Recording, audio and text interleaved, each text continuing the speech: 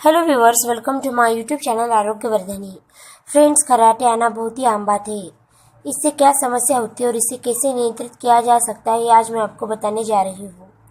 वैसे तो नींद से जुड़ी कई समस्या हो सकती है, किंतु कराटे आना सबसे आम बात है। यह खुद के साथ साथ अन्य लोगों को भी दिक्कत देती है। कराटे सांस में रुकावट पैदा होने से जीभ के पिछले भाग तालू टॉन्सिल्स के किनारे के कंपन से पैदा होने वाली एक प्रकार की आवाज है। जिन लोगों को ये अंग ज्यादा हासिल होते हैं उनमें आवाज ज्यादा पैदा होता है। मोटे लोगों, पुरुषों व उम्र बढ़ने के साथ साथ खर्राटे ज्यादा आते हैं। कई बार खर्राटे सामान्य होते हैं तो कई बार गंभीर बीमारी की ओर इशारा करते हैं। ओब्स्ट्रक्टिव स्लीप एपनिया के लक्षण हो सकते हैं, जिससे शरीर को ऑक्सीजन नहीं मिल पाता। इसे सतर्क होना जरूरी है। हाई ब्लड प्रेशर, हृदय संबंधित बीमारियों के दुष्प्रभाव भी हो सकते हैं। फ्रेंड्स, पीठ के बल सीधे सोने की बजाय एक तरफ करवट लेकर लेटना चाहिए। मोटापा कम करना चाहिए। शराब सेवन व नींद की गोलियों से बचें।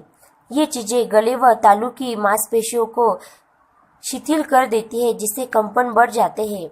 नींद के चक्र को व्यवस्थित रखिए। इसके लिए रोजाना नियमित समय पर सोना एवं उठना चाहिए। रात के समय भोजन, चाय, कॉफी लेने से बचना चाहिए। एलर्जी व जुकाम को नियंत्रित रखना चाहिए। गर्दन में मूवमेंट वाली एक्सरसाइज करने से गर्दन की मांसपेशियों में लचीलापन बढ़ता है, इसीलिए वह करना चाहिए।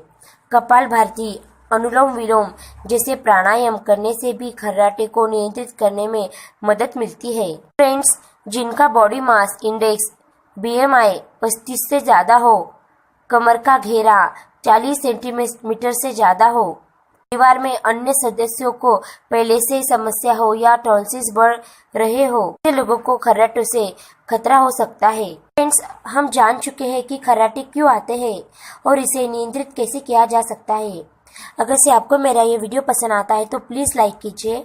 अभी तक आपने मेरे चैनल को सब्सक्राइब नहीं किया है तो कर लीजिए, ताकि मेरे नए आने वाले वीडियोस की जानकारी आपको सही समय पे मिलती रहेगी। तो friend, take care, stay healthy. Thank you for watching my video.